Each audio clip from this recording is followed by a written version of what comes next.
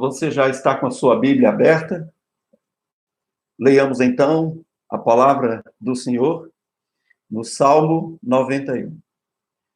Aquele que habita no esconderijo do Altíssimo e descansa à sombra do Onipotente, diz ao Senhor: Tu és o meu refúgio e a minha fortaleza, o meu Deus, em quem confio. Pois ele te livrará do laço do passarinheiro e da peste perniciosa. Ele o cobrirá com as suas penas, e sob as suas asas você estará seguro. A sua verdade é proteção e escudo. Você não terá medo do terror noturno, nem da flecha que voa de dia, nem da peste que se propaga nas trevas, nem da mortandade que assola ao meio-dia. Caiam 1.000 à sua direita e 10.000 ao seu lado.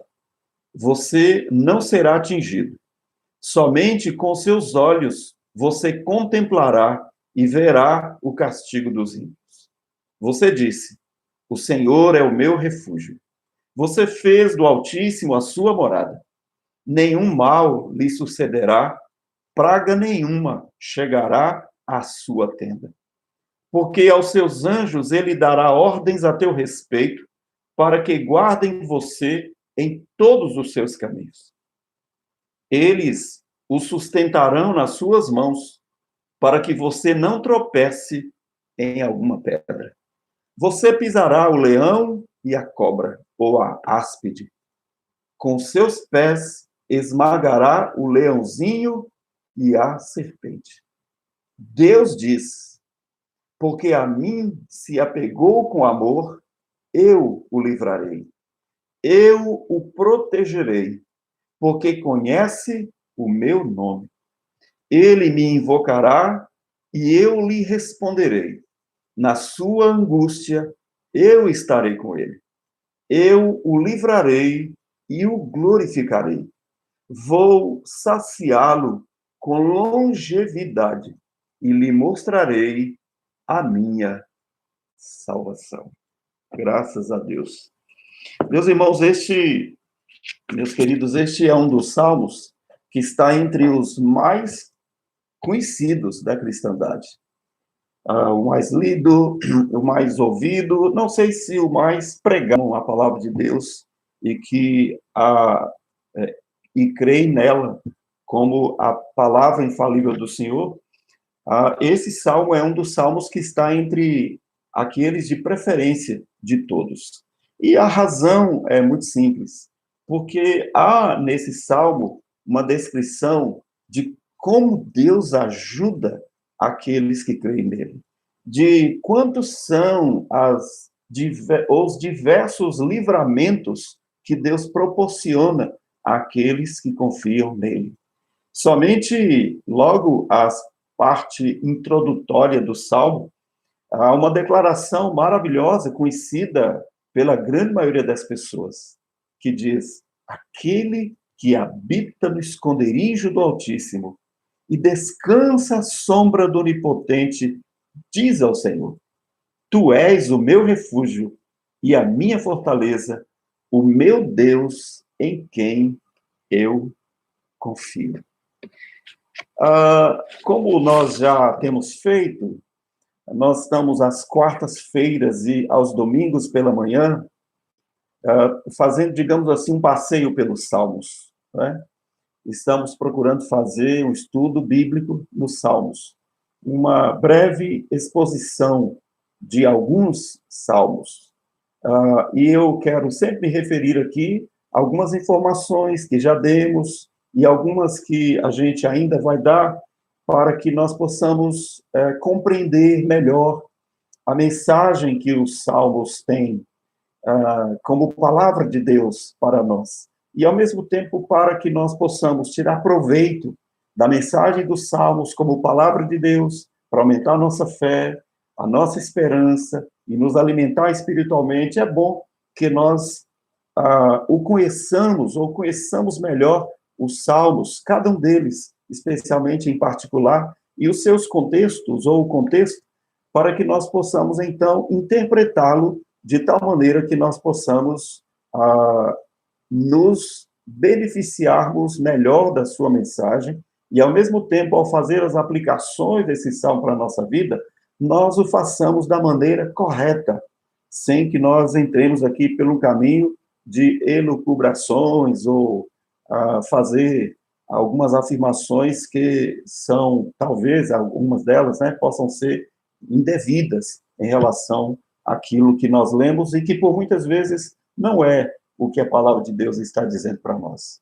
Então, nós, mais uma vez, como já temos feito, fizemos isso no primeiro salmo, também fizemos isso no salmo 42, né, que nós já tratamos aqui com os irmãos, e agora também o salmo 91.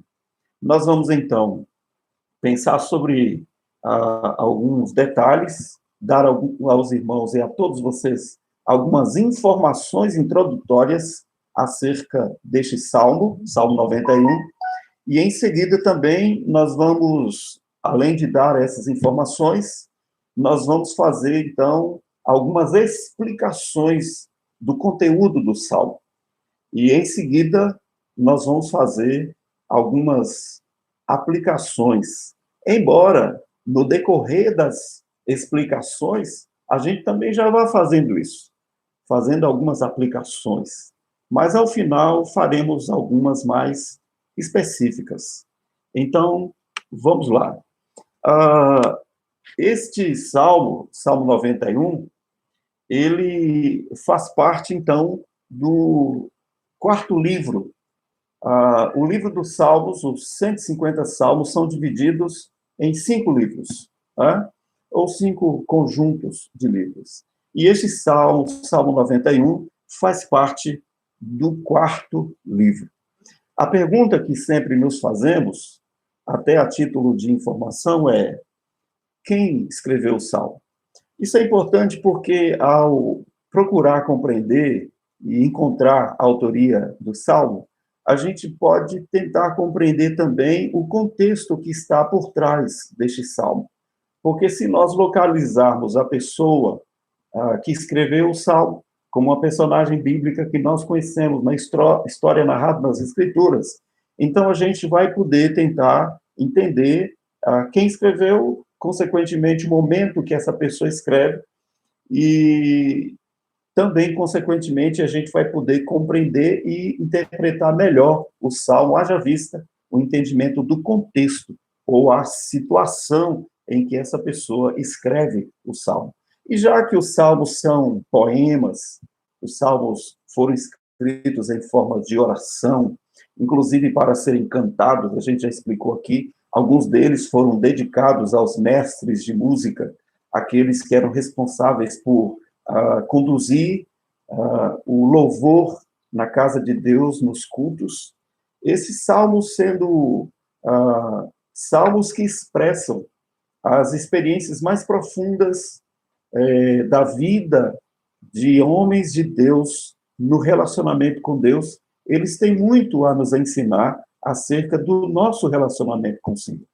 E falam muito para nós acerca da nossa vida cristã e os desafios que nós enfrentamos na mesma.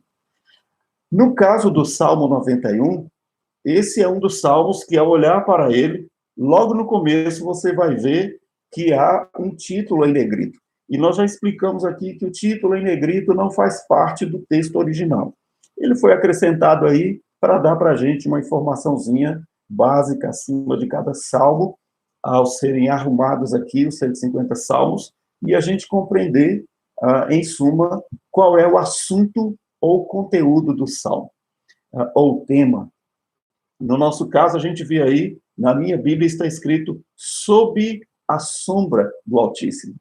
Outras versões trazem outros títulos, mas todas elas coincidem no fato de que o Salmo fala acerca de uma segurança que vai desfrutar aquela pessoa que confia em Deus e faz dele o seu refúgio e a sua fortaleza. Então, o Salmo fala de segurança. Mas você vai observar que não há aqui uma indicação do nome do autor.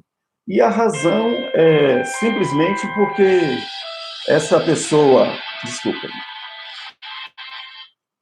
essa pessoa que escreveu o Salmo não é mencionada aqui em razão de que os estudiosos chegam à conclusão de que este Salmo 91, ele não tendo, logo no início, a indicação da sua autoria, e ele, seguindo o Salmo de número 90, vai nos levar a compreender. O livro dos Salmos não tem essa sequência.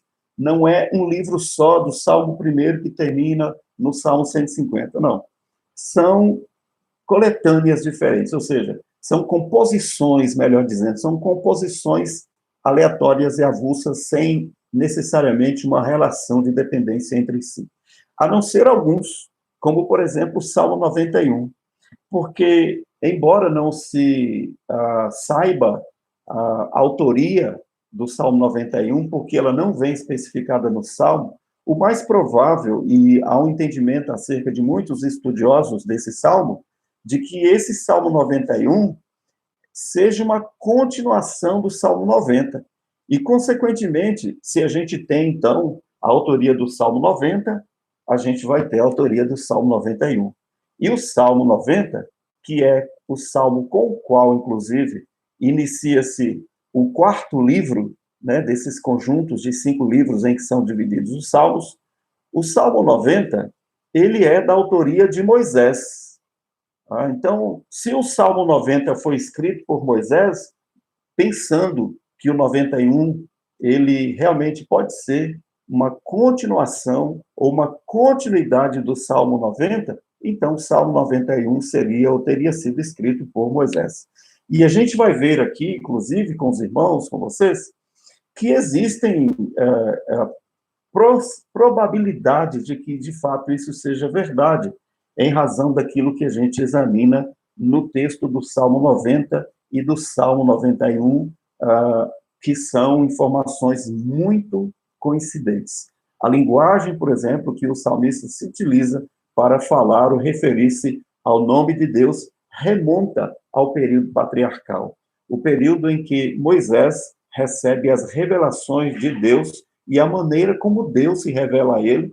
Essas expressões relativas ao nome de Deus, através dos quais Deus se revelou a Moisés, são as expressões que nós encontramos tanto no Salmo 90 quanto no Salmo 91.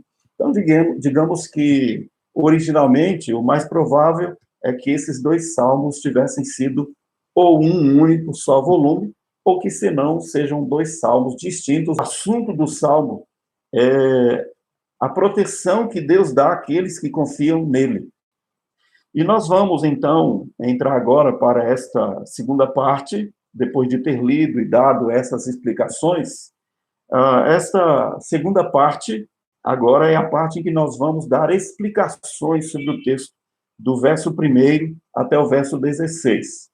E nós vamos fazer isso, então, dividindo este salmo em 3 partes, para que nós possamos, então, tratar cada uma delas e, de uma maneira didática, procurar organizar esses assuntos ou temas dentro do Salmo que fala sobre a proteção que Deus dá àqueles que confiam nele, para que nós possamos aprender mais com este Salmo acerca desse assunto tão importante, especialmente para esse momento. Vamos lá. A primeira parte são constituídas dos versos 1 e 2. E nós vamos chamá-la de o protetor e o protegido. Assim, os versos 1 e 2 vão mostrar ou revelar para nós, versos 1 e 2, vai mostrar para nós e nos dar pistas acerca de quem é que neste salmo é descrito como o protetor, quem é que protege. E também vai nos dar pistas acerca de quem seja o protegido, ou seja, aquele que desfruta a proteção desse que protege. Bem, essa é a primeira parte do Salmo. O protetor e o protegido. A segunda parte do Salmo, que nós vamos ver dos versos 3 até o verso 13, nós vamos chamá-la de a proteção. Ou seja, de que esses versos 3 até o 13, que são 10 versículos, vão falar para nós acerca de qual a proteção desfruta aquele que confia em Deus, que é aquele que protege. De que maneira Deus protege os seus? De que maneira Deus é esse refúgio e fortaleza? Então, nós vamos olhar isso. E a segunda parte, os versos 14 a 16, nós vamos mostrar, então, ou pensar sobre as declarações do protetor acerca do protegido. Ou seja, aquele que protege declara ou faz declarações acerca do protegido, ou seja, acerca daquele a quem ou aos quais ele protege. Então, é só uma questão meramente didática, porque, na verdade, quando a gente lê o Salmo, a gente vê isso. A estrutura do Salmo, até o 13, a gente vê a maneira como o protetor protege o protegido, ou seja, como Deus protege os seus. E os versos 14 a 16, a gente vê uma fala direta do protetor, ou seja, daquele que protege, direcionando-se ou direcionando esta fala ao protegido, aquele que é protegido. Ou seja, Deus fala com aqueles a quem ele protege. O que Deus fala? Então é isso que a gente vai ver.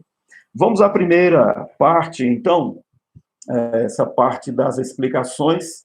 Primeiramente, os versos 1 e 2. O protetor e o protegido. Quem é o protetor? De que maneira nós podemos percebê-lo aqui nos versos 1 e 2? Eu vou ler mais uma vez, você pode acompanhar na sua Bíblia. Aquele que habita no esconderijo do Altíssimo e descansa à sombra do Onipotente, diz ao Senhor: Tu és o meu refúgio e fortaleza, o meu Deus, em quem eu confio. Eu quero chamar a sua atenção para três expressões que aparecem aqui nesses versos 1 e 2. E essas três expressões, elas indicam para nós quem é esse protetor, a quem o salmista se dirige como sendo o seu protetor. Quem é esse que protege? E nós vemos esse protetor indicado aqui pelos seus nomes, aos quais ou pelos quais o salmista o chama. Quais são esses nomes? São 4 nomes. Então, quais são eles? Olhem só, por favor. Primeiro ele diz: aquele que habita no Altíssimo. Essa expressão Altíssimo é uma expressão que ela aparece de maneira a falar desse seu protetor, que é Deus, como sendo alguém que é superior, aquele que tem superioridade, que está acima de todos. E esta expressão aparece pela primeira vez no Velho Testamento, em Gênesis capítulo 14, de 18 a 20, quando Deus se manifesta a Abraão, dizendo para Abraão qual é o seu nome. E ele se revela a si mesmo, não é Abraão que inventa o nome de Deus, é Deus quem diz para Abraão que ele é o El Elyon. Então, ele é o Deus que é altíssimo. Ele é aquele que é soberano, que é superior, aquele que está acima de todos. Então, o Altíssimo é aquele cuja sabedoria, cujo governo, cujo poder e majestade está acima de tudo e de todos. Por isso, ele é chamado de Altíssimo, El Elyon. E eu disse para vocês que a probabilidade de esse salmo ter sido escrito por Moisés se dá também pelo fato de que essa expressão Elion está muito ligada ao período do Antigo Testamento. E essa expressão é muito comum no Antigo Testamento, de El Elyon, o Altíssimo. Deus é identificado por esse nome, Altíssimo. Ele é quem protege. Aquele que está acima de todos, é ele quem protege. O segundo nome pelo qual o salmista chama, ele que é todo-poderoso. Também em Gênesis capítulo 17, a gente vê Deus se revelando, se mostrando ao seu servo Abraão, e dizendo para ele que ele é o El Shaddai, que é o Todo-Poderoso, ou Deus Todo-Poderoso. Assim como ele é o Deus Altíssimo, El Elyon, ele é também o El Shaddai, o Deus Todo-Poderoso. Vejam bem que é esse a quem o salmista chama de o seu protetor. É nele que o salmista busca refúgio. É nele que o salmista busca soluções, a segurança. Ele é o Deus Altíssimo, ele é o Deus Todo-Poderoso. Ainda no verso 2, ele diz ao Senhor. O terceiro nome pelo qual o salmista identifica aqui o seu protetor, ou aquele em quem ele busca proteção, é Senhor.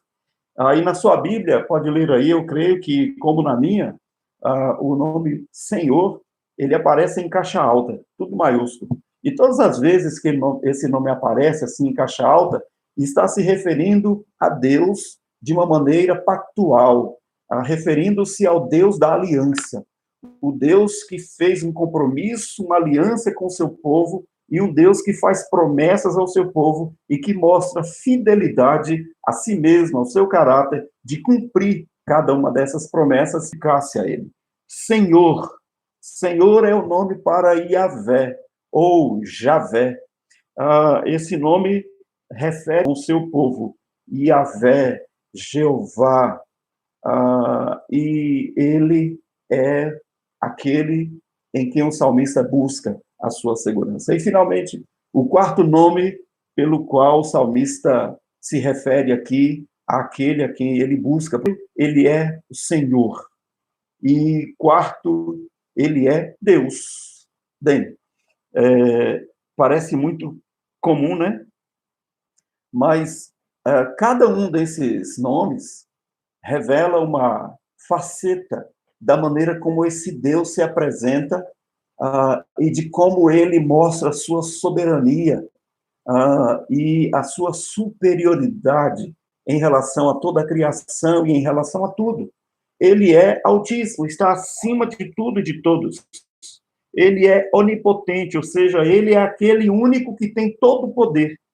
Ele é Senhor, ele é o dono, ele é o Senhor da aliança. Ele tem um povo e ele tem um pacto com o seu povo. E ele é quem dá as normas, ele tem a lei que dá ao seu povo e espera que o seu povo lhe obedeça. Ele é Senhor e o seu povo são os seus servos. Nós não ordenamos a Deus, nós não reivindicamos de Deus nada, nós não cobramos nada de Deus, porque Deus é fiel a si mesmo. Quando a gente diz que Deus é fiel, ele é fiel a si mesmo, porque a Bíblia diz que eu sou infiel e eu posso errar, mas ainda que eu seja infiel, Deus não pode ser, porque ele não pode negar-se a si mesmo. Ele é Deus, ele tem um caráter que não pode ser comparado ao caráter humano. E nesse caso aqui, a última expressão pela qual o salmista refere-se ao seu protetor é Deus.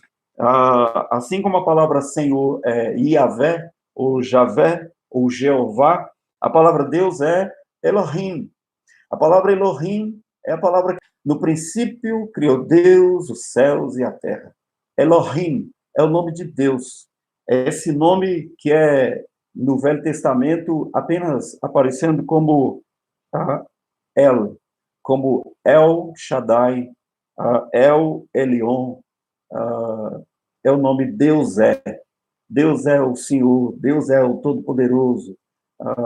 Tem uma música do Kleber Lucas, né, muito bonita, que muitos cristãos acabaram aprendendo algumas expressões assim, Jeová Shammah, Jeová Jireh, Jeová Rafá, Jeová Tzidkenu e por aí afora. Mas o nome que mais aparece é El Shaddai, Elohim. Deus é o Deus criador e sustentador de todas as coisas. Aquele que no princípio criou tudo. E tudo que existe se deve à obra da mão dele. Nada do que foi feito teria sido feito se Deus não tivesse criado. Ele é o Deus que do nada chamou tudo à existência. É o Deus que faz coisas grandiosas, que faz com que os impossíveis dos homens se tornem possíveis. É o Deus que cura, é o Deus que restaura, é o Deus que muda a nossa vida, é o Deus que, em graça, poder e misericórdia, resolveu o maior de todos os problemas que afligiam e afligem ainda o coração e a alma do ser humano. Por meio de Jesus Cristo, seu único Filho, ele nos concede seu perdão, e esse perdão traz a paz, e a paz que a alma goza e que nada mais pode conferir a ela essa paz, senão o perdão que Deus nos dá. Mas ele é o Elohim, o Deus Criador, e ele que criou todas as coisas, é o Deus que pode nos ajudar. Por isso o salmista diz que este é a pessoa ou a quem esse protetor está protegendo. Como é que ele é identificado aqui no Salmo 91? Ainda nos versos 1 e 2, a gente lê: aquele que habita no esconderijo do Altíssimo, ele descansa sobre do Onipotente. Aquele quem? Bem, o salmista não está falando apenas de si mesmo, ou ele não está apontando para si, embora ele também fale dessa sua expectativa e dessa sua busca e dessa sua atitude de colocar sua confiança em Deus e buscar nele o seu refúgio e a sua fortaleza. Mas ele não se refere apenas a si, e ele fala acerca de tantos quantos possam fazer isso. Aquele. Então, quem é e quem são essas pessoas? Elas são caracterizadas por quê? O que aqui com o verso 9, para a gente compreender quem é esse protegido. Primeiro, no verso 2, o salmista diz o seguinte, que esse que habita no esconderijo do Altíssimo e descansa à sombra do Onipotente, ele é alguém que professa, confessa, declara a sua dependência de Deus e a sua busca de Deus como o seu auxílio, o seu refúgio, a sua fortaleza. O verso 2 diz ao Senhor, aquele que diz ao Senhor, ou seja, que ele professa, que ele confessa a confiança em Deus. E o que é que ele confessa, professa acerca de Deus? O que é que ele declara acerca de Deus? Bem, no verso 2, tu és o meu refúgio e a minha fortaleza, o meu Deus, em quem eu confio. Então, aí está. Essa pessoa que é protegida de Deus é alguém que busca a Deus e declara a sua dependência de Deus e declara que ele busca em Deus o seu refúgio e a sua fortaleza, e ele também mostra para nós aqui, o verso 2, que ele é alguém que tem um relacionamento direto com esse Deus, de maneira que ele diz, o meu Deus, o meu Deus. Ele é o Deus do salmista. Ele é o Deus no salmista no sentido de que a sua fé está posta nele. Ele tem um relacionamento pessoal com ele, de maneira que ele sabe que ele é o Altíssimo, ele sabe que ele é onipotente, ele sabe que é o Senhor da aliança, e ele sabe que ele é o seu Deus. Ele sabe que ele existe por causa dele, que os céus se formaram por causa do seu poder. E da maneira como ele criou todas as coisas. Ele compreende isso, então, por isso ele confessa. É alguém que declara a sua dependência de Deus e a sua confiança em Deus. Ele tem expectativas a respeito desse Deus. Por causa da Epístola aos Hebreus, no capítulo 11. A fé é convicção. Verso 9 ainda, quem é esse? Verso 9 diz assim, você disse, você quem? O Senhor é o meu refúgio, você fez do Altíssimo a sua morada. Você disse, mais uma vez, diz ao Senhor, você disse, mostram para nós que aquele que é o protegido de Deus é alguém que reconhece quem Deus é, e em razão de saber quem Deus é, ele então entende que esse Deus, ele é digno da nossa confiança. E é por isso que ele não vê nenhum outro recurso, ele não vê nenhuma outra possibilidade em buscar em qualquer outro que não seja nesse Deus, que é altíssimo, que é onipotente, que é Senhor e que é o Todo-Poderoso, que ele é o Criador, Elohim. o Deus Criador, o Deus que é a origem de todas as coisas. Ele não vai buscar respostas em ninguém mais. Ele não vai buscar respostas para a sua crise existencial, ele não vai buscar as respostas para os momentos mais difíceis pelos quais ele atravessa, ou os quais ele atravessa, as dificuldades mais angustiantes da sua alma. Ele vai a Deus, e ele vai clamar ao Senhor, porque ele sabe que vale a pena, porque quem busca a Deus, quem ora a Deus, e quem confia em Deus, jamais será frustrado, jamais será decepcionado. O salmista, em outro salmo, diz: clamou esse aflito, e o Senhor o ouviu, e o livrou de todos os seus temores. Bem, então nós já sabemos quem é o protetor e quem é o protegido. Agora, a segunda parte, do verso 3 até o verso 13, nós vamos ver de que maneira esse protetor protege o seu protegido ou aqueles que buscam nele a sua proteção. Falem comigo, por favor. Nós vamos passar mais brevemente, porque são muitos versículos, eu disse, é uma breve exposição. A gente poderia pegar um salmo desse e ficar muito tempo, né? Apenas aqui nos 2 versículos, e a gente tem muito mais coisas para a gente conversar, mas é uma breve exposição. Então, dos versos 3 até o 13, vamos ver que tipo de proteção Deus dá. E a pergunta que a gente quer fazer, para a gente encontrar respostas no salmo, é: a proteção contra o quê? Porque antes de falar dessa proteção contra o que, detalhes, né? Quando a gente faz uma exegese do texto bíblico, há muitas coisas importantes para a gente compreender, que não são apenas para o intelecto, mas é para o conhecimento, e esse conhecimento traz alimento para a alma da gente, expande o nosso conhecimento de Deus, e certamente fortalece a nossa confiança nele, revigora a nossa fé. Mas olhe, por favor, o que o salmista declara acerca desse Deus. Ele diz: tu és meu refúgio e minha fortaleza, por isso Deus em quem confio. O que significa que quando ele afirma que Deus é seu refúgio e sua fortaleza? Quero chamar a sua atenção para o seguinte: o que é refúgio e fortaleza? Essas duas expressões, eu particularmente analisando, pesquisando sobre isso, vendo a opinião de muitos autores bíblicos, né, comentadores, a segurança que desfrutam aqueles que se abrigam em Deus, ou que buscam segurança em Deus. O Salmo fala sobre essa segurança.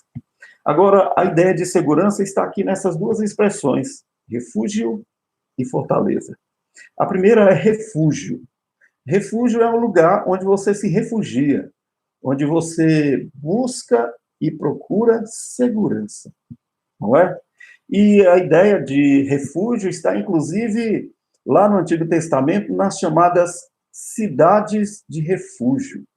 Quando pessoas estavam sendo perseguidas por algumas razões, e a gente não vai entrar nos detalhes, para não serem mortas, essas pessoas tinham cidades nas quais eles poderiam se abrigar, e tendo sido abrigadas junto a essas cidades, no interior dessas cidades, elas estariam protegidas. Inclusive, por exemplo, um exemplo simples: se uma pessoa matasse uma outra, e se esse homicídio não fosse intencional, não fosse doloso, mas fosse culposo, mas o parente da vítima quisesse matá-lo, essa pessoa poderia ser morta, mesmo que ele não tenha, né, não tivesse a intencionalidade de matar. E aí, para não ser morta, ela corria e se escondia, se abrigava em uma dessas cidades de refúgio. E ali ela poderia, então, digamos assim, ter assegurado o seu tempo necessário para que a sua causa fosse julgada. E ela, então, de maneira justa, pudesse dar explicações sobre o que ocorreu. Refúgio é isso, um lugar de segurança, um lugar de abrigo seguro. E fortaleza, a repetição aqui é chamado paralelismo, né? Que a gente encontra sobejamente nos Salmos. Os paralelismos, repetições. Então, fortaleza e refúgio são a mesma coisa. Só que a ideia de fortaleza não é alguém que é fortalecido. A ideia de fortaleza é a ideia de uma cidade murada, fortificada. É como no tempo medieval, por exemplo, um castelo, né, que era cercado por um fosso, né, e tinha uma ponte levadiça, e aquelas torres, e a muralha, e a maneira como as pessoas se abrigavam ali dentro. Aquilo era uma fortaleza, se chamava de fortaleza inexpugnável. O inimigo não pode te alcançar ali. E é interessante que a Bíblia fala muito sobre isso. Fortaleza é um lugar de extrema segurança. E é essa a ideia do Salmo. Em Deus nós encontramos abrigo e esperança. E aí a gente vê do que é que nós somos protegidos e abrigados neste refúgio e fortaleza que é o nosso Deus altíssimo, onipotente, Senhor e Elohim, Deus Criador. De que nós somos? Ou contra o que nós somos abrigados e protegidos? Quero chamar a sua atenção primeiro para o verso 3. Pois ele te livrará do laço do passarinheiro. Ele te livrará do laço do passarinheiro e da peste perniciosa. Eu quero pensar com vocês que, primeiramente, a gente pode entender aqui nesse verso de número 3, que nós somos abrigados em Deus, nós temos em Deus segurança e livramento contra os perigos iminentes. Quais são os perigos iminentes? São aqueles que estão à nossa volta o tempo todo e nós não os percebemos às vezes. Nós poderíamos chamá-los de perigos invisíveis, estão à nossa volta. E o salmista, no verso 3, ele usa duas expressões, metaforicamente, para se falar, ou para falar sobre esses perigos iminentes porque a gente está sujeito a eles, a qualquer momento a gente tropeça neles. Eles estão à nossa volta, a gente não pode fugir deles. E o grande problema é que eles são invisíveis, como a ideia aqui do laço do passarinheiro. A melhor tradução seria a armadilha do passarinheiro, ou seja, aquela pessoa que sai à busca, a captura de aves, de pássaros. E até hoje, essa ideia é de que esses perigos são invisíveis e eles estão à nossa volta. Há pessoas que tramam e armam contra nós o tempo todo, ou não somente pessoas, desculpem, mas há cogitações diversas acerca de nós e da nossa segurança, e nós vivemos em um mundo e em uma vida cheia de perigos e armadilhas. Não só para a nossa integridade física, mas para a integridade moral. Há muitas possibilidades de que o nosso nome seja jogado na lama. Às vezes você tem inimigo que você não conhece, desperta, às vezes, nas pessoas, sem querer, um ciúme, um ódio, uma ira, de pessoas que já têm o coração inclinado para isso, no ambiente de trabalho, na família, nos relacionamentos que você tem dentro da escola, do seu trabalho. Isso é muito comum acontecer. E a gente, como diz o outro, vive pisando em ovos. O salmista usa a ideia da rede de quem quer capturar pássaros por isso, porque todos os pássaros são passíveis de serem capturados, inclusive porque há um desejo, uma intenção pela captura, pela luz. Mas é justamente aquilo que há de melhor neles que os atrai para aqueles que lhes querem fazer mal. E você já parou para pensar nisso?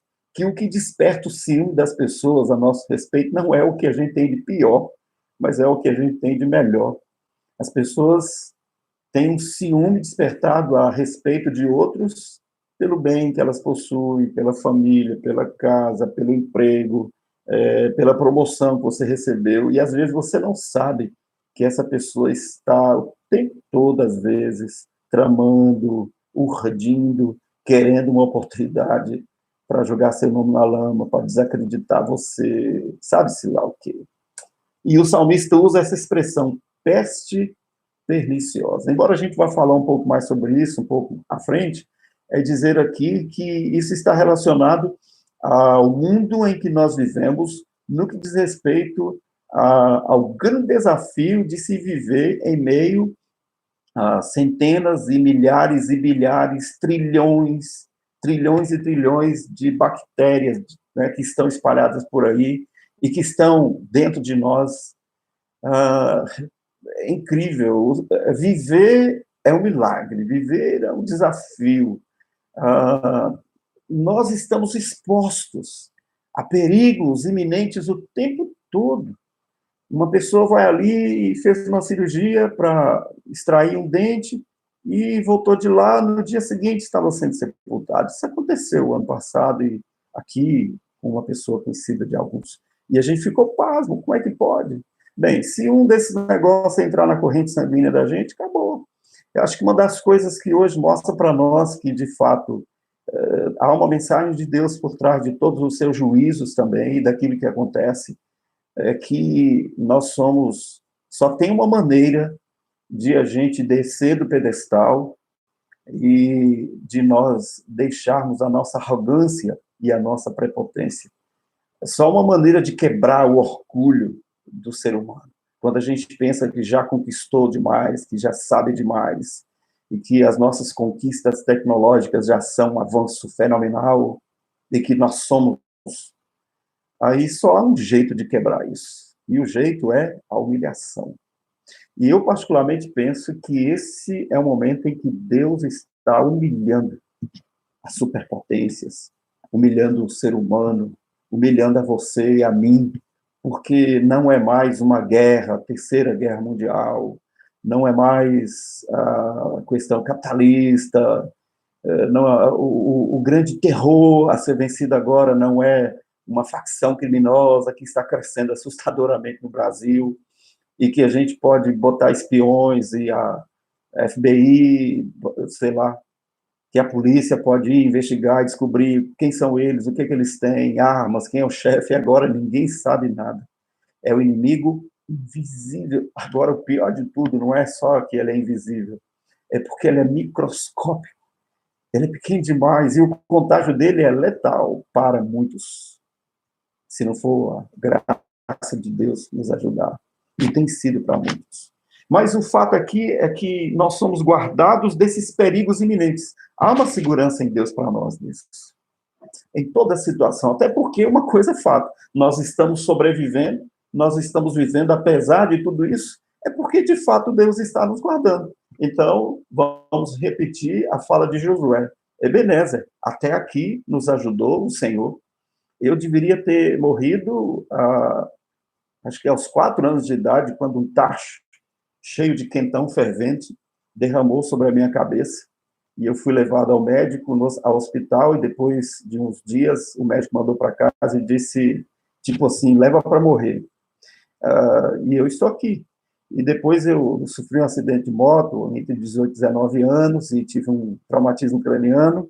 E depois de quase 30 dias, em coma induzido, o médico tirou assim uma radiografia que tinha feito, meu crânio, aí olhou para mim e disse, seu Zé Milton, se o senhor acredita em Deus, então agradeça a ele, o senhor não tem nada, volte para casa. Essas coisas mostram para a gente que quem governa tudo é Deus. E a gente depende dele no final de tudo. A gente tem preocupação. A gente fica doente, compra remédio, é o nosso dever. Né? Eu tenho 4 filhos. Quantas vezes eu já acordei de madrugada, coração palpitando, aflito, criança doente, e às vezes situação dramática, difícil, ao ponto de sair com a criança nos... É Deus, apesar de todas as nossas preocupações, é Deus. O segundo versículo que a gente quer olhar é o verso 4, por favor. Verso 4. Em diante. Ele o cobrirá com as suas penas, e sob as suas asas você estará seguro. A sua verdade é proteção e escudo. Você não terá medo do terror noturno, nem da flecha que voa de dia, nem da peste que se propaga nas trevas, nem da mortandade que assola ao meio-dia. Caiam 1000 ao teu lado e 10.000 à tua direita. Você não será atingido, somente com seus olhos verá, contemplará e verá o castigo dos ímpios. Bem, Deus nos protege de quê? Dos perigos iminentes que estão à nossa volta. Mas também Deus nos protege da insegurança e do medo. Deus nos cobrir com as suas penas, e sob as suas asas nós estaremos seguros. Ele nos dá segurança. Olha só o verso 5. Você não terá medo do terror noturno, nem da flecha que voa de dia, nem da peste que se propaga nas trevas, nem da mortandade que assola ao meio-dia. Cai ao meu teu lado, 10.000 à sua direita, e você não será atingido, e somente com seus olhos verá, contemplará o castigo dos ímpios. Deus nos protege da insegurança e do medo. Diante de tantos males que nos cercam, diante de tantas coisas que nós desconhecemos e conhecemos, diante de tantos perigos que nos rondam, que nos cercam, com certeza, o medo e a insegurança ou outras crises, pandemias, guerras, situações difíceis, já houveram outros momentos difíceis em toda a história da humanidade, e isso sempre trouxe insegurança e medo. Insegurança e medo diante daquilo que nós não conhecemos. Isso nos dá insegurança e traz medo ao nosso coração. Como será? Vamos encontrar a cura? Como será? Vai ter uma vacina? Como será? Vai alcançar quantos? Quantos vão morrer? Será que eu vou morrer? Eu vou ser infectado? Quem tem medo disso? Por que a gente sai na rua e a gente realmente atende à recomendação de colocar máscara, de observar a distância entre as pessoas? Por que está todo mundo dentro de casa? É porque a gente está obedecendo só às autoridades? Não, porque a gente tem medo. Porque a gente já ouviu sobre o que isso é possível, é capaz de fazer, e está fazendo no mundo, e também porque a gente não sabe o que vai acontecer com a gente. Insegurança e medo daquilo que nós não conhecemos e também daquilo que nós conhecemos. Não é? Eu me lembro de algumas situações, e uma delas só, por exemplo. Eu estava de férias por aqui, em Montes Claros, e morava em Cataguases. E aí, no dia anterior à nossa viagem de volta das férias, eu ouvi um noticiário, naquela época, dizendo que haviam alguns casos, né, lá na cidade de Cataguases, cidade pequena na época, de 70.000 habitantes, onde nós morávamos, eram casos que afetavam e afetam a meningite. E nós, com duas crianças pequenas, eu disse, e agora, a gente volta para lá ou espera mais um tempo? Medo daquilo que a gente conhece, porque a gente sabe que a meningite, dependendo de como ela se manifestar, ela pode afetar a criança de maneira que ele vai carregar sequelas para o resto da vida, ou ela vai morrer, ou senão ela vai contrair a doença e ela poderá obter a cura com a graça de Deus. Como o meu sobrinho André, quando morava em São Paulo, foi acometido de meningite e ele foi curado para a glória de Deus. A gente tem medo e o medo gera insegurança. A insegurança e o medo são gerados por aquilo que nós conhecemos e desconhecemos. E essa linguagem usada pelo salmista diz isso, que a gente estará seguro sob as asas, sob a proteção de Deus, há segurança. Ele diz, você não vai ter medo, medo do terror noturno, medo da flecha que voa de dia, da peste que se propaga nas trevas, da mortandade que assola ao meio-dia.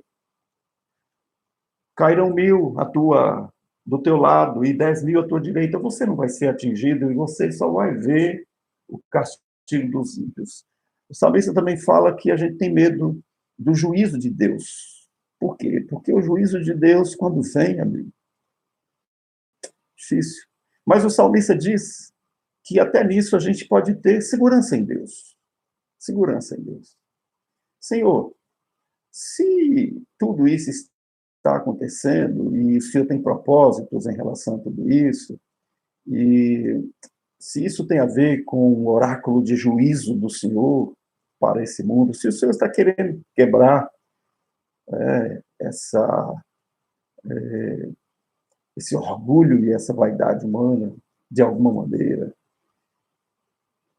isso é um juízo do Senhor, eu preciso confiar que Deus está no controle de todas as coisas. E se Ele está no comando, então eu sou servo de Deus, você também é. Então, fique seguro em relação ao que Deus está fazendo. Simplesmente confie em Deus. Confie em Deus. O salmista fala de guerra, fala de seta que voa de dia, de morte, de medo que assombra de noite, fala de coisas que são visíveis e invisíveis, ou seja, conhecidos e desconhecidos. E em tudo isso, o medo e a insegurança vêm. Mas busquemos a Deus, porque nele a gente pode encontrar segurança e podemos encontrar coragem, que é resultado da confiança nele. Então, olhem, por favor, para o verso de número 10. Nenhum mal lhe sucederá e praga nenhuma chegará à sua tenda. Deus nos livra dos perigos iminentes, circunstanciais, estão à nossa volta. Nós não os vemos, mas eles são iminentes, eles estão aí. Todo dia morre gente, desde que o pecado entrou no mundo. Tanta coisa, e nós estamos vivendo em meio a tantos perigos. Também Deus nos livra da insegurança e do medo, mas também Ele tem livramento e uma segurança para nós. Ele nos livra do fracasso e da tragédia familiar.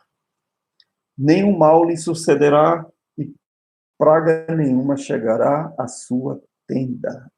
Essa linguagem aqui, ela é pessoal e, ao mesmo tempo, é comunitária. Fala de alguém que partilha a experiência de vivência em família.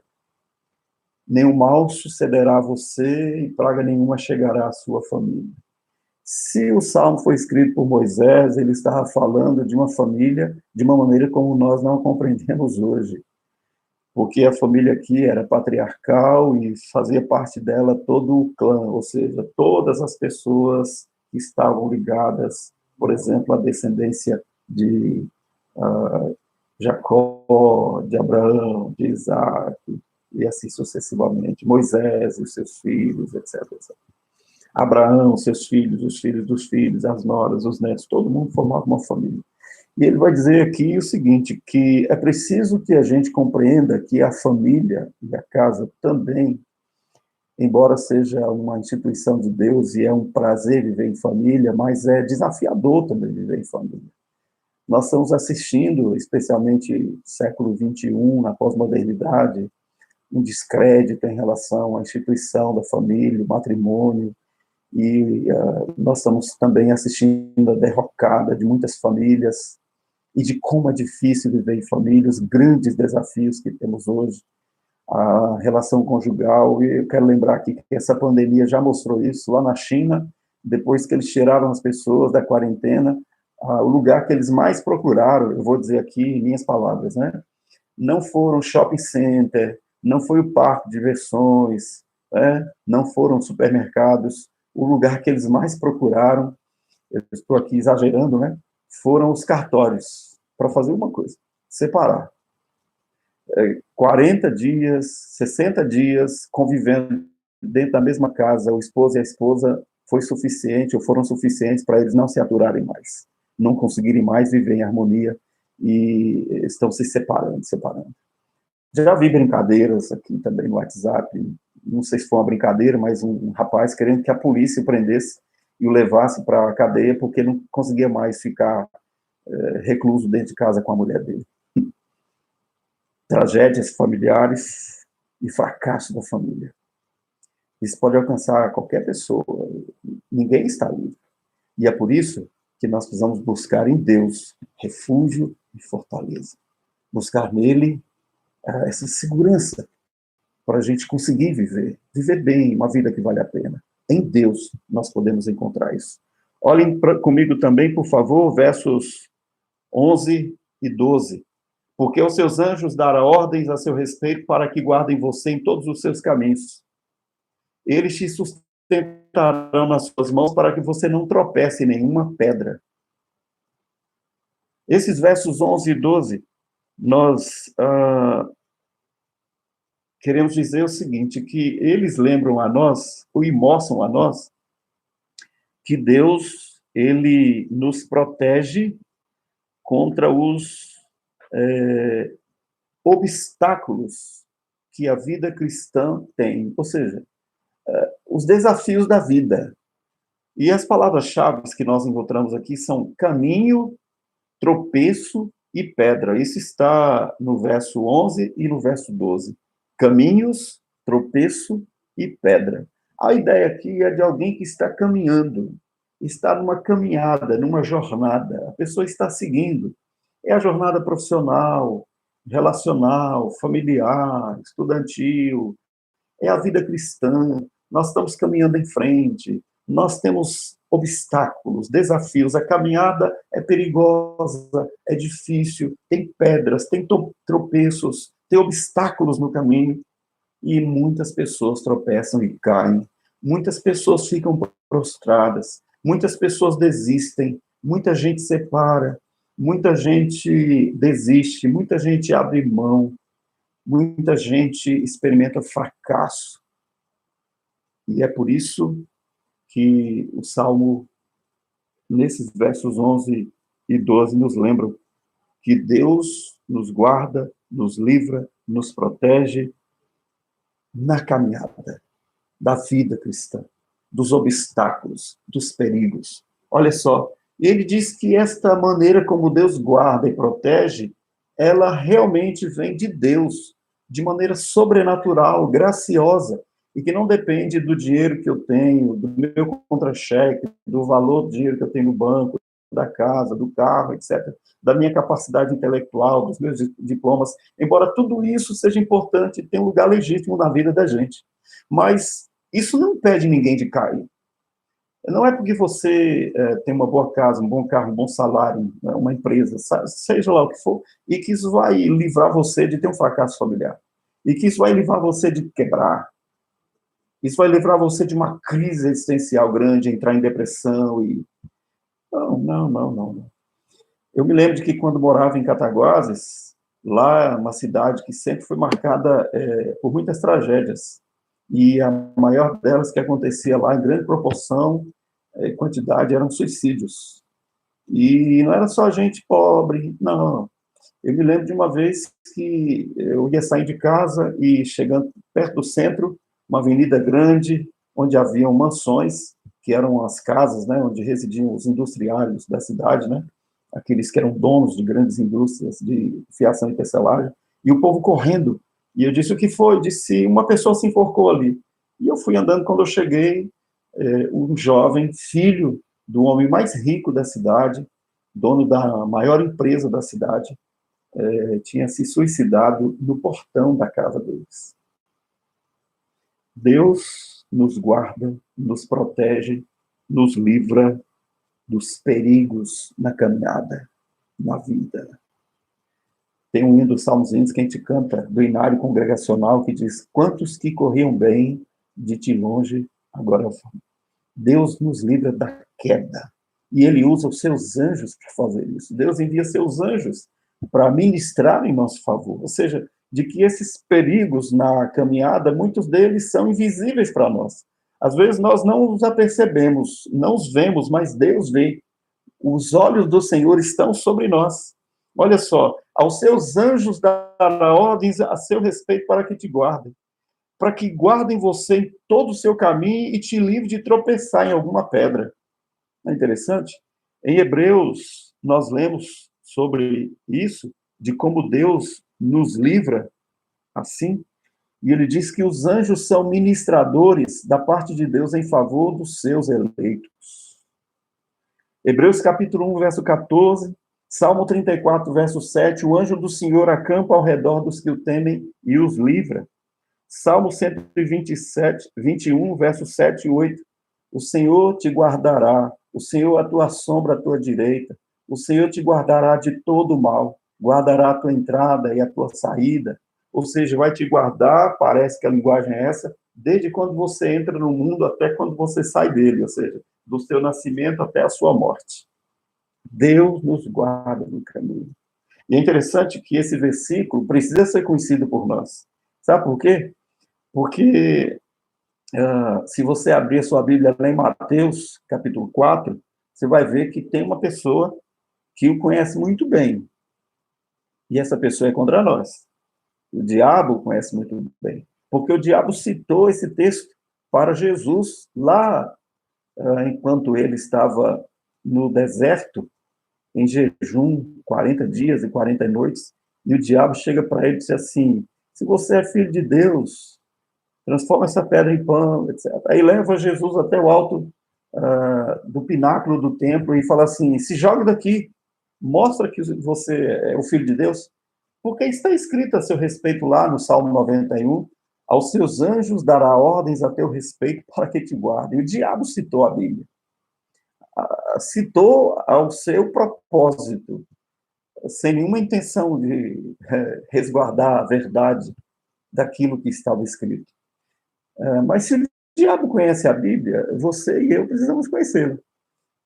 Porque certamente Jesus também venceu o diabo nesse sentido, retrucando, usando também a Escritura. E nesse caso ele disse, também está escrito. E ele citou o texto da palavra de Deus.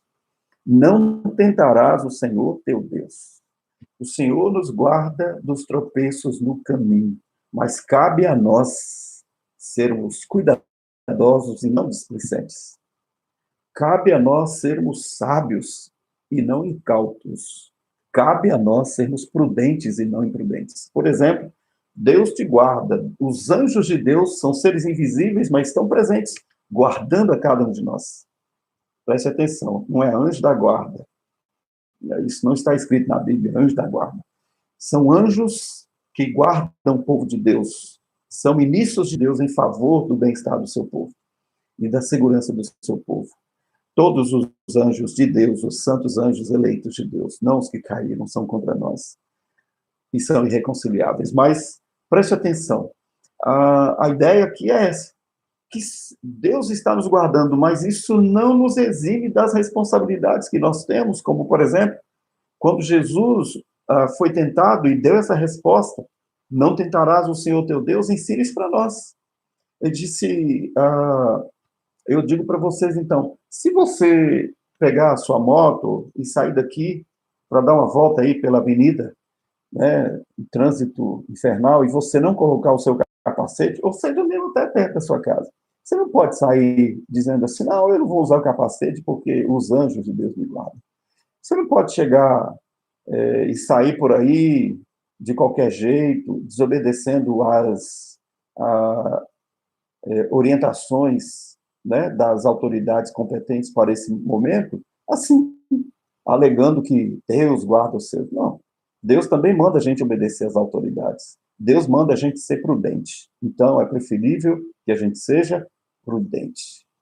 Eu não sou político e não gosto de dar pitaco em questões políticas, mas uma coisa eu sei. Eu sei que todas essas coisas estão sob o governo e domínio de Deus. E eu devo orar, e eu devo buscar a Deus para viver com sabedoria e obedecer a palavra dele. Se as autoridades errarem, eu creio que essas pessoas, elas não poderão errar de tal maneira a prejudicar a toda a população por displicência e por intenções escusas que nós não sabemos, porque eu teria que dizer, então, que Deus não é altíssimo, que não é todo-poderoso, soberano, que alguém pode fazer alguma coisa que contraria os propósitos e os desígnios dele. Então, eu creio em Deus. Que os homens se acertem com ele. Então, vamos em frente. Vamos terminar?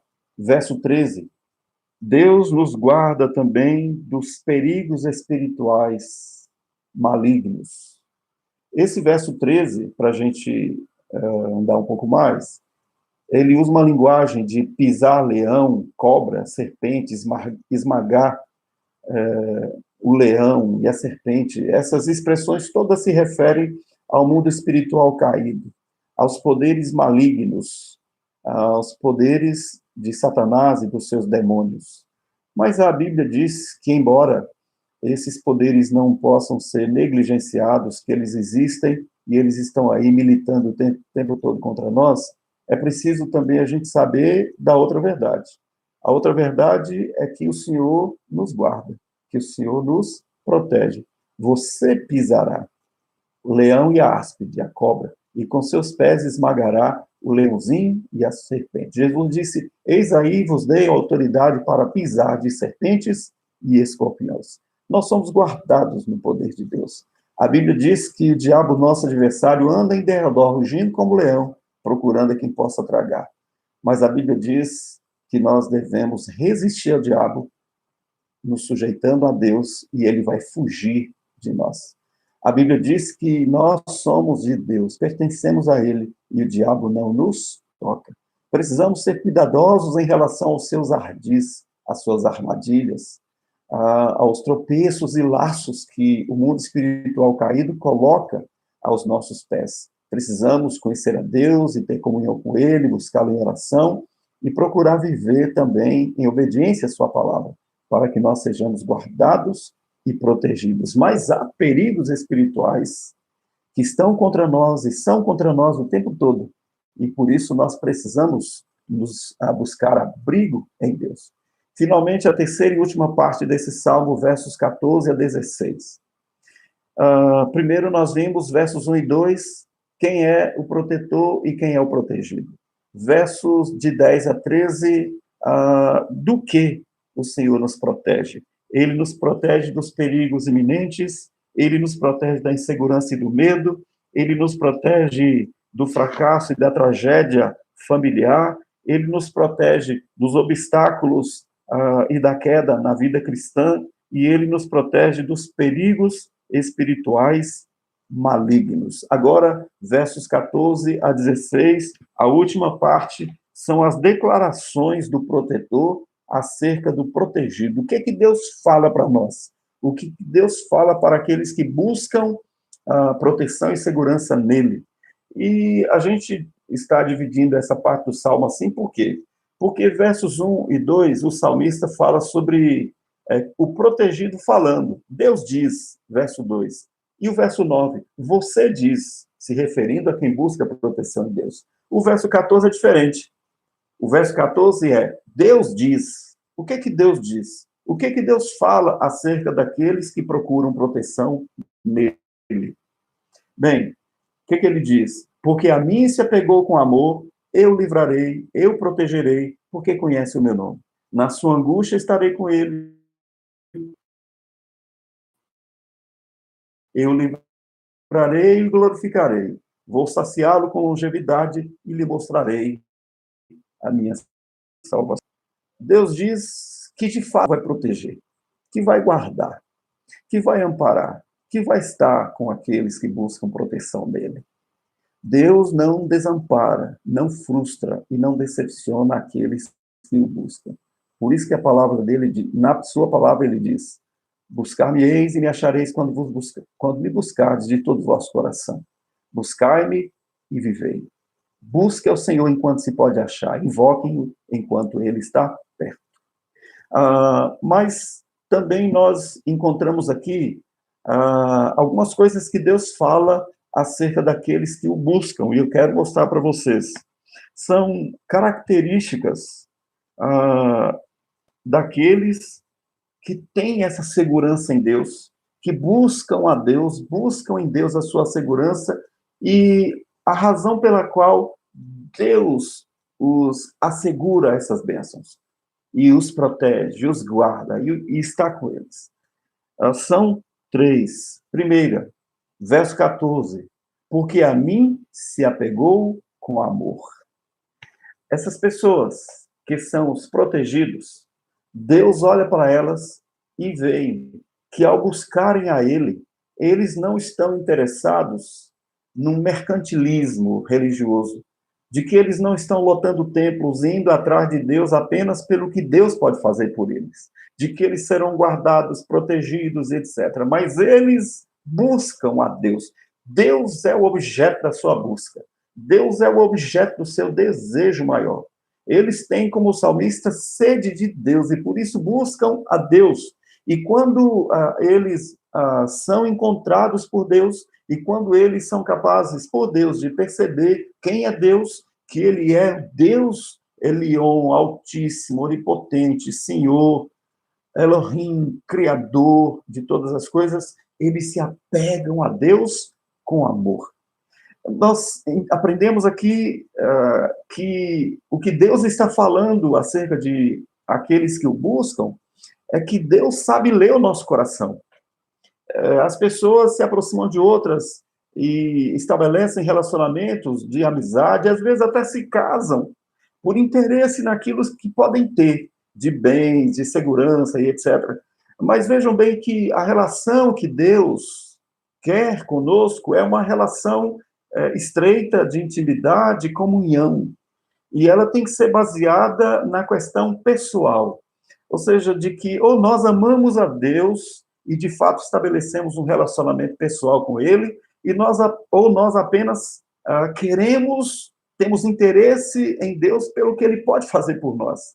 De maneira que, no momento em que nós não formos satisfeitos por aquilo que Ele puder fazer, no momento em que a gente experimentar alguma perda e a gente não tiver alguma coisa que a gente acha que deveria ter, então nós não vamos mais ter esta mesma confiança em Deus, porque nós concluiremos que Ele nos decepcionou, de alguma maneira. E há pessoas que vão a Deus apenas por isso, mas Deus lê o coração. E Ele diz, porque a mim se apegou com amor. Se apegou com amor. Essas pessoas amam a Deus. Amam o Senhor. Quando encontram a Deus, encontraram o maior tesouro. Quando são encontrados por Ele, eles estão plenamente satisfeitos, independentemente de qualquer outra situação. Vivendo, morrendo, adoecendo, tendo saúde. Bem, esta é a realidade. Não é assim? Quando nós nos unimos a alguém pelo casamento, não são os votos, na alegria, na tristeza, na saúde, na doença. Bem, depende. Se você ama de verdade essa pessoa, você vai cumprir esses votos e estará com ela por quem ela é, porque você a ama. Mas se não, caso contrário, aí virá o fracasso e a decepção, e divórcio, separação, a tragédia familiar. Porque a mim se apegou com amor. Segunda característica, olha só, verso 14, eu protegerei, porque conhece o meu nome.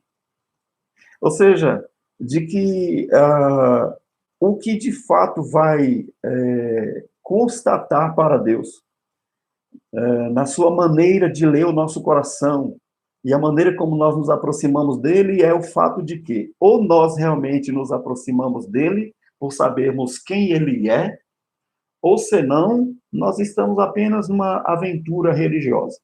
Trocamos, digamos que a nossa fé nos espíritos, na Umbanda, ou seja lá no quê, numa religião, para abraçarmos outro. É uma troca de religião. Bem, se é assim, a gente pode até ir um pouco, caminhar um pouco, assim, nesse relacionamento com Deus, entre aspas. Mas isso não vai durar muito tempo, porque ninguém se relaciona com Deus assim, de maneira impessoal. É preciso conhecer a Deus, o princípio de tudo é conhece a Deus. Conheça a Deus. Ele conhece o meu nome. E não é conhecer o nome de Deus nesse sentido, embora isso seja importante, Altíssimo, Onipotente, Senhor, Elohim, o Deus Criador, não necessariamente. O salmista pode dizer isso para constatar que, de fato, ele conhece quem é Deus, ou seja, ele conhece o caráter de Deus, ele conhece quem é Deus, ele conhece o nome, e o nome é uma referência à pessoa de Deus, o caráter de Deus, essas qualidades ou perfeições de Deus.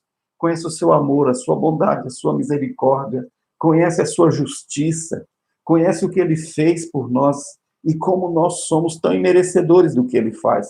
É um Deus que é Senhor e nós somos servos, não exigimos dele, nós não dizemos que vamos rasgar a Bíblia se ele não fizer isso ou aquilo. Nós não vamos fazer orações determinando que Deus tem que fazer alguma coisa por nós. Não. Nós não vamos à Escritura tentando encontrar alguma coisa que Deus disse para depois a gente dizer, olha aí, o Senhor falou, agora faça, senão eu não acredito mais. Bem, essas pessoas demonstram que, primeiro, eles não amam a Deus. Amam o que Deus pode fazer por eles, ou poderia fazer. Eles gostam de si mesmos, né? E outra coisa, essas pessoas não conhecem a Deus, não conhecem o caráter de Deus, o nome do cará, e eu lhe responderei. Na sua angústia estarei com ele, eu o livrarei e o glorificarei. Bem, uma primeira característica de quem é protegido por Deus é que essa pessoa, relacionamento pessoal com Deus, ele se apegou a Deus com amor. Segunda característica, ele conhece o nome de Deus, conhece a Deus. E terceira, porque ele é alguém que invoca a Deus. Na sua angústia, ele me invocará e eu lhe responderei. É alguém que invoca a Deus. E o que é chamar pelo nome de Deus? Mais do que chamar verbalmente, é declarar a nossa confiança nele. Confiança, nesse sentido, significa, na palavra originalmente, como ela aparece no texto em hebraico, esperar de alguém a sua segurança. E esta é a palavra que denota fé no Antigo Testamento. Então, é alguém que invoca a Deus, é alguém que chama pelo nome de Deus. Salmo 16, o salmista fala sobre isso, e ele diz que, quanto aos santos que há na terra, são eles os notáveis nos quais eu tenho todo o meu prazer. Você e eu podemos confiar em Deus e esperar dele o melhor que ele tem para nós. E eu quero terminar, então, fazendo as últimas aplicações para nós. Primeiro, em tempos de calamidade, aflição e insegurança, nós precisamos confiar no Senhor, buscar a segurança nele. Segunda, o Salmo não é um amuleto, Salmo 91. A confiança que ele fala não é triunfalista. Não adianta abrir o Salmo 91 em casa e achar que tudo vai mudar e que a casa está protegida, não. Salmo 91 é a expectativa, é a fé que nós depositamos em Deus por saber quem Ele é e que Ele é Deus soberano e faz tudo conforme lhe agrada. As promessas que são descritas no Salmo não querem dizer que nós não teremos aflições e perdas na vida, não. Mas que não estaremos sozinhos e desamparados nessas situações, que o Senhor estará conosco. Também, terceira aplicação, a confiança aqui nesse salmo é declarada pelo salmista, enfatiza a sua confiança em Deus, na pessoa de Deus, e não no que Deus faz. Por isso ele é alguém que ama a Deus, por isso ele é alguém que conhece o nome de Deus, e por isso ele invoca a Deus. E, finalmente, quarta aplicação, devemos confiar em Deus. Devemos ter contentamento em Deus. Devemos crer na presença protetora de Deus em nossa vida e devemos orar e confiar em Deus, apesar de circunstâncias adversas. Eu vou saciá-lo e vou salvá-lo, como termina o Salmo 91. Salvação aqui não é a salvação espiritual, mas é salvação em relação a tudo o que o salmista diz nos versos de 9 a 13. Salvação no sentido de livramento, que a palavra salvação é muito ampla aí, e aqui nesse caso específico, Deus diz, eu vou fazer aquilo que tiver que fazer em benefício daqueles que esperam em mim e confiam em mim, e me buscam, e me amam, me invocam, conhecem meu nome. Terminamos aqui, então, essa breve exposição do Salmo 91. Eu sei que é um tempo bom, né? 1h30, né? Compartilhando aqui com vocês. E nós vamos terminar orando. Uma pessoa me perguntou essa semana se você poderia fazer algumas outras coisas aqui pela internet, algumas coisas para o seminário, videoaula e tal. Eu falei, sim, posso. Agora, o que a gente mais tem é tempo para isso, né? Tempo para orar, para ler, para buscar Deus. temos tempo dentro de casa. Né? Então, vamos desfrutar esse tema agora também em oração. Pedir você para, mais uma vez, orar conosco. Senhor, nosso Deus, nosso Pai amado, te agradecemos pela tua palavra e pelo que nós aprendemos com ela nessa noite. E rogamos que o Senhor nos ajude a aplicá-la também à nossa vida, especialmente nesse tempo difícil que nós atravessamos. Que o Senhor nos dê graça e nos ajude a fazer como o salmista declara que devemos fazer e que ele mesmo faz, que é buscar no Senhor o seu refúgio e a sua fortaleza. E que nós sejamos como aqueles aos quais o Senhor mesmo se refere no Salmo. Aqueles que se apegam a ti com amor, aqueles que conhecem o teu nome e aqueles que te invocam. E o Senhor seja glorificado na nossa vida e seja o nosso constante guia e amparador, protetor. Sob tuas asas estamos seguros. Muito obrigado. Dá-nos uma noite de repouso tranquilo e acorda-nos amanhã por tua vontade. A Deus para uma quinta-feira abençoada na presença do Senhor, em nome de Jesus. Amém. Até domingo, 9 horas da manhã, nossa escola bíblica ao vivo, né? Igreja conectada, conectados com a palavra de Deus, com o pastor Milton, e nós vamos meditar, nós vamos compartilhar mais um salmo com vocês no domingo, às 9 horas da manhã, e à noite, 19 horas, Deus assim permitindo, nós teremos o culto ao vivo. Um grande, forte abraço para todos vocês. Fiquem na paz do Senhor. Deus os abençoe.